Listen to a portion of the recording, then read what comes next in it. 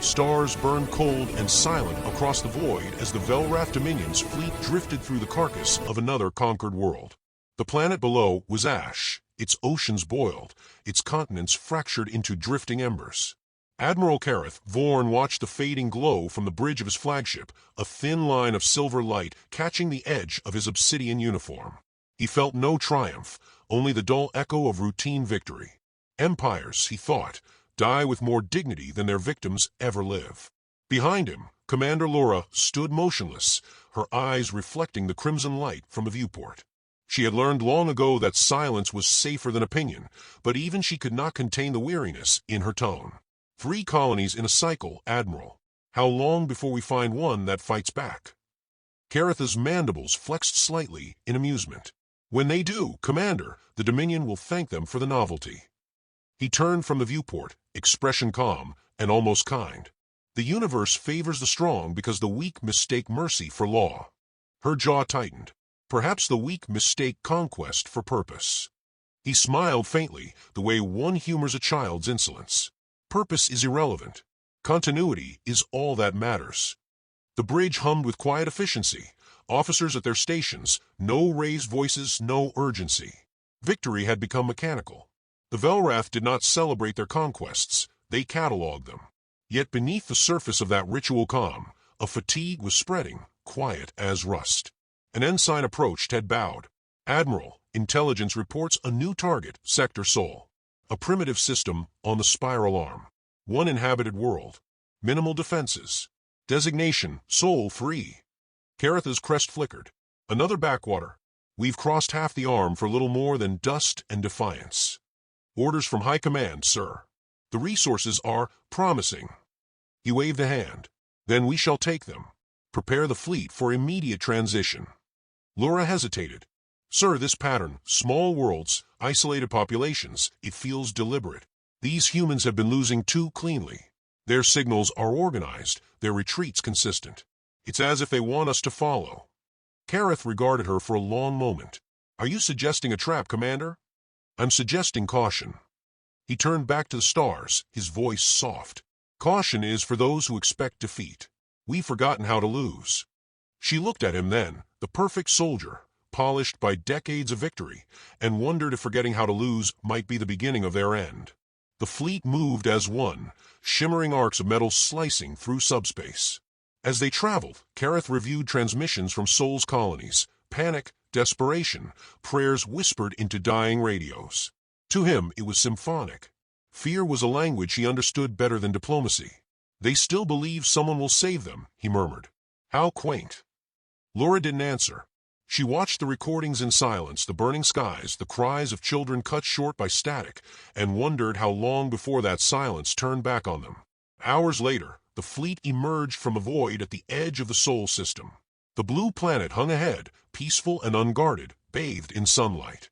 Scans showed no planetary shields, no orbital weapons, not even significant fleet presence. Just a quiet, inhabited world spinning beneath the indifferent stars. Kareth leaned forward, eyes narrowing. Beautiful, he said. A relic of innocence. How appropriate that it ends here. Laura's fingers hovered over her console. No energy readings, no distress frequencies. It's calm. Calm, Kareth said, is the prelude to surrender. He gestured to the communications officer. Patch into their networks. I want to hear them beg. The officer complied, and for a moment, the bridge filled with human voices, fragmented transmissions, fading into one another. Some prayed. Some screamed. Some simply spoke names over and over, as though holding on to language itself was defiance. Then, unexpectedly, came a single broadcast, clear, deliberate, and cold. A woman's voice. To those watching from the dark, this world does not plead for mercy. It prepares. The transmission ended.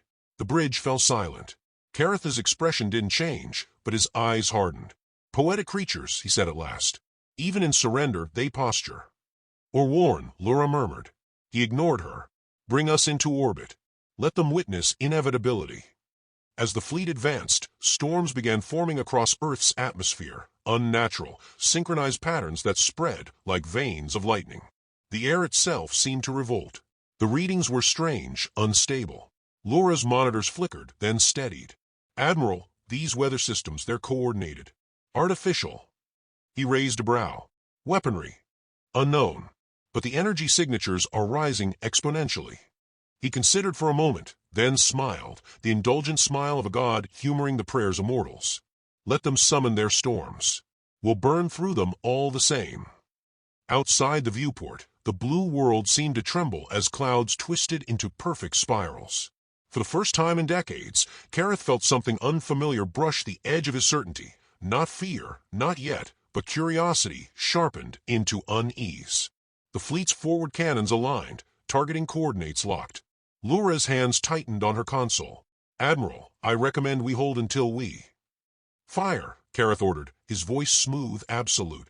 Bolts of energy lanced toward the planet. Then, for an instant, the stars themselves seemed to bend. Sensors screamed.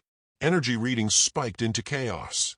Every system flared red as a massive surge erupted from a planet's magnetosphere, swallowing their fire in a tidal wave of electromagnetic light.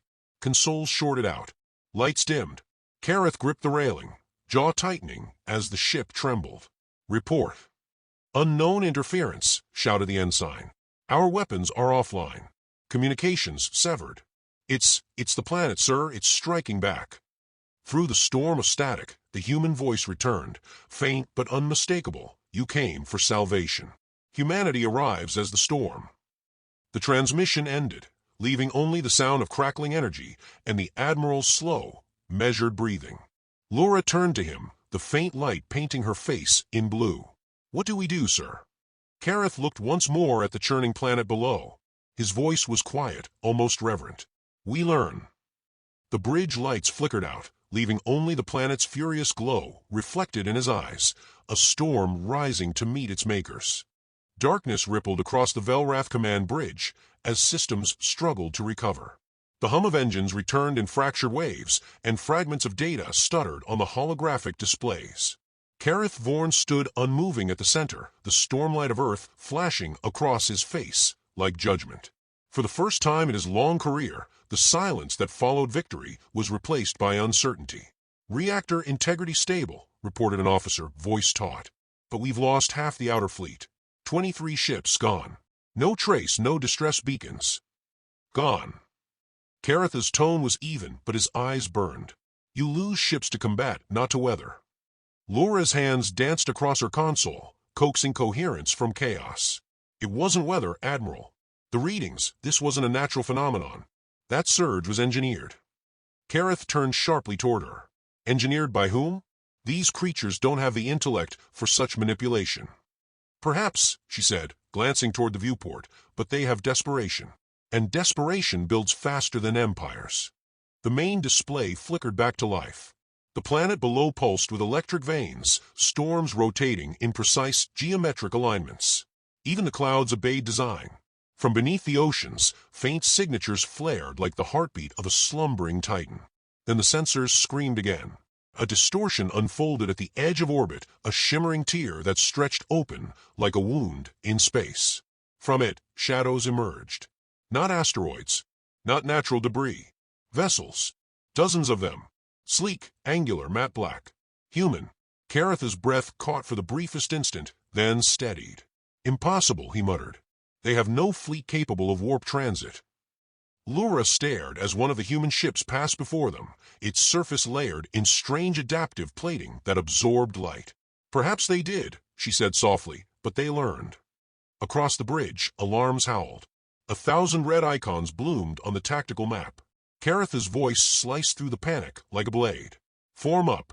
Prepare counterassault. I want firing solutions now. No one moved. The systems refused to respond. Human code had infiltrated their controls. Command hierarchies were rewriting themselves in real time. The Dominion fleet's targeting arrays now pointed inward, each ship's weapons locking onto its allies. Lura's face drained of color. They've breached our network. They know our encryption. Kareth's calm cracked. That's impossible. Not if we've been watched, she replied, eyes fixed on the flickering data streams. Not if they planned for this. Outside, the human vessels advanced without sound, their formation deliberate and surgical. They did not broadcast demands, nor boast of vengeance.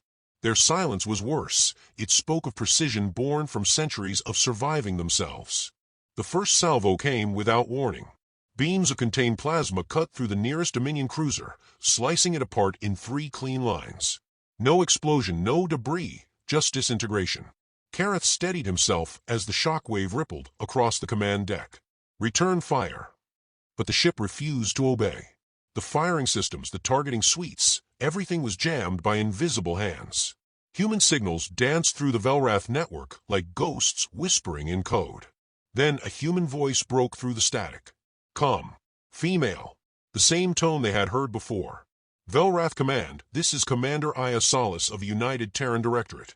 You are trespassing in protected territory. Stand down immediately. The bridge froze. Aya's voice carried no hatred, no triumph, only composure. The kind that came from knowing you already won. Kareth forced a laugh, brittle but defiant. They threaten us with a whisper. Admirable. He motioned to Laura. Patch me through. Static cleared. This is Admiral Kareth, Vorn of the Velrath Dominion, he said, his voice rich with venomous dignity. You presume much, human. You've stolen technology beyond your understanding. You are a child wielding a blade. Aya's reply came after a pause that felt like eternity. We forged the blade, Admiral. You just never noticed. The channel cut. Moments later, the Velrath flagship's defense grid power down, externally overridden. Energy readings from the planet spiked again. Kareth could see it now. This wasn't chaos. Every human action, every retreat across the stars, every failed colony, it was choreography. Decoy settlements, Laura whispered. They let us think we were winning. Impossible, Kareth said, though his voice lacked conviction. They couldn't have hidden this scale of operation. Unless they wanted us to come. The realization struck like gravity returning after a dream. The Dominion's entire war campaign, their triumphs, their steady advance, had been shaped by human hands, guiding them closer, deeper into the web. On the screen, the human fleet separated, aligning around the Dominion's crippled formation. Laura's eyes widened. They are not attacking the planet, she said. They're encircling us. The bridge trembled again as their communications core melted under invisible pressure. Human interference flooded every channel. Across the Velrath fleet, automated distress signals overlapped into a single chorus of panic. Kareth slammed a fist against the console. Find their weakness. There's always a weakness. Laura looked at him, voice barely above a whisper. Perhaps it's us. Through the viewport, the storms on Earth intensified, swirling into a global cyclone that mirrored the fleet's own spiral of ruin.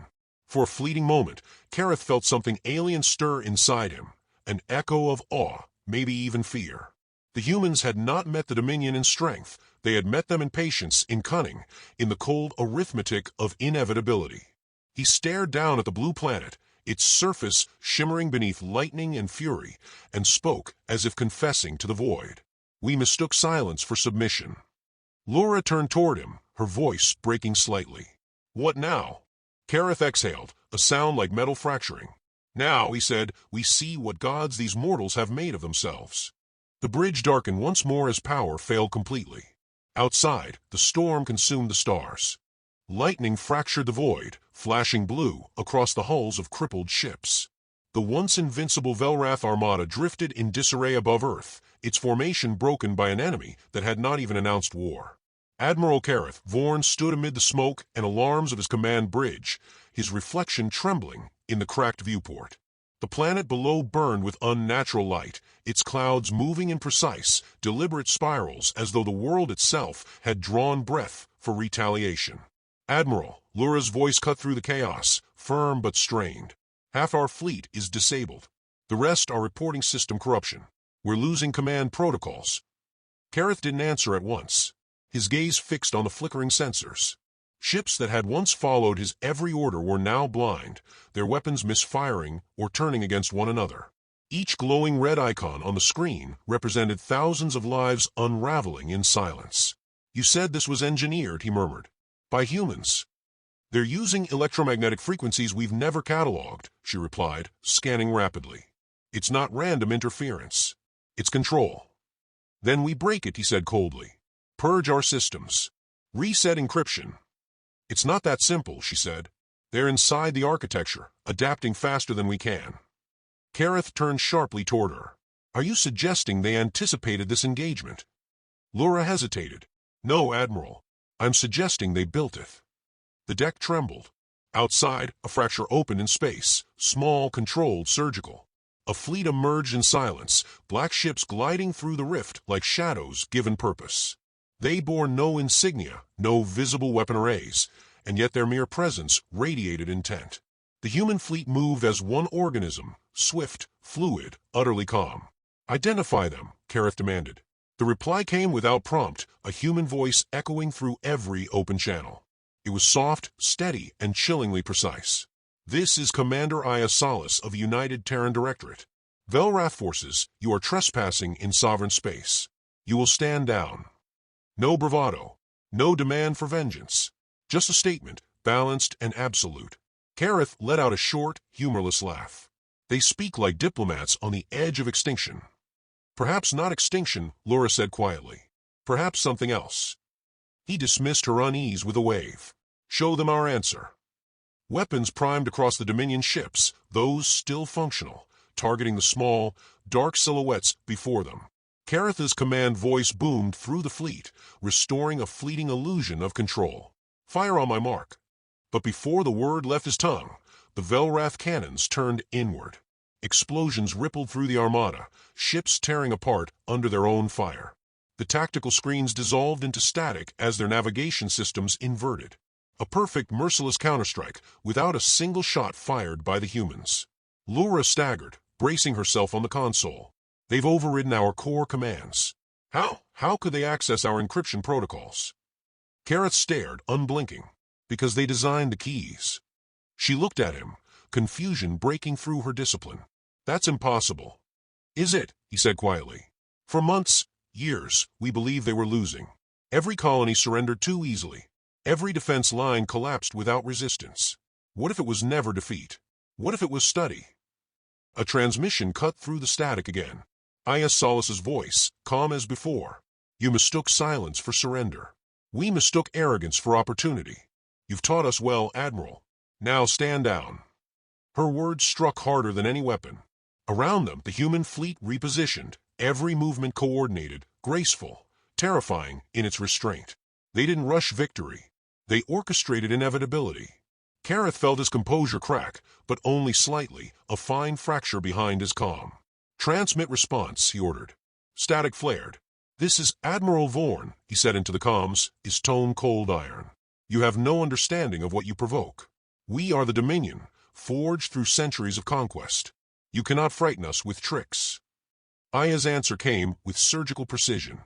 Then consider this education. The sky ignited. Not from a surface, but from above, Velrath ships collapsing in sequence, engines gutted by invisible interference. The pattern wasn't random. It followed the same geometry as the storms below, synchronized chaos.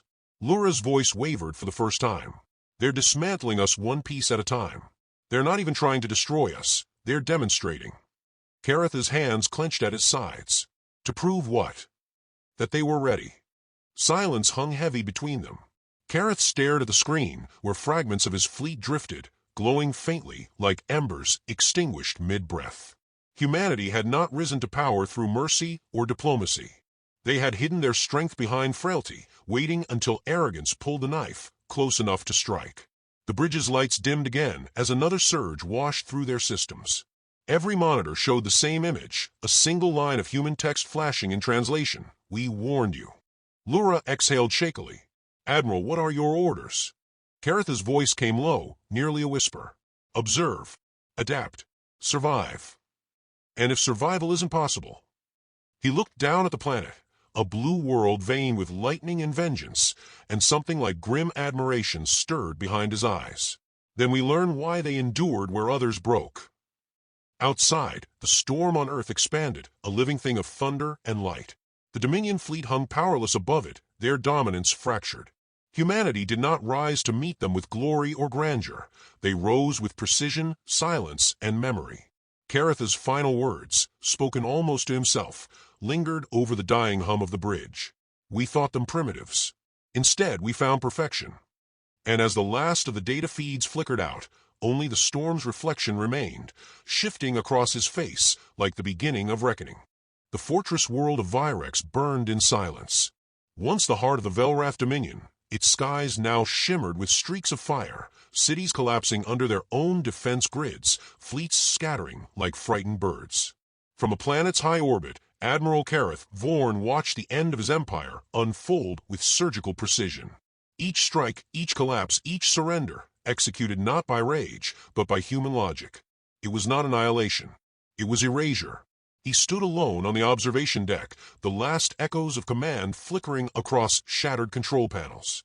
The Dominion's proud insignia, once a symbol of unbroken conquest, now glowed faintly on his uniform, fading like a scar that time refused to heal. Lura entered quietly, her steps light against the cracked metal floor. She no longer wore the rigid posture of soldier. Defeat had stripped her of that illusion. "The last defense satellites are gone," she said. "Our colonies have gone dark. No reinforcements. No response from the Council." Kareth didn't look at her. His voice came like distant thunder. "They'll come. Empires don't die in a single breath." Lura hesitated. "They just did." He turned then, slowly, eyes burning with something between fury and disbelief. "We ruled the stars for 6 centuries. We mastered gravity, folded light, built gods from machines, and they outmaneuvered us in one cycle." "Not one," she said quietly. "Hundreds. We were just too proud to see them counting." The silence that followed was suffocating. Outside, human fleets moved in formation, sleek, black vessels threading through the ashes of the Dominion like silent predators. They didn't broadcast victory. They didn't celebrate. They simply worked, dismantling the old order with the calm of engineers taking apart a machine. "Transmit to their command," Kareth ordered finally. "If this is the end, I'll face it standing." Lura nodded, and the comlink opened with a soft chime. The holographic display flickered to life, revealing Commander Aya Solis aboard her flagship. The human's expression was the same as always, measured, distant, unflinching.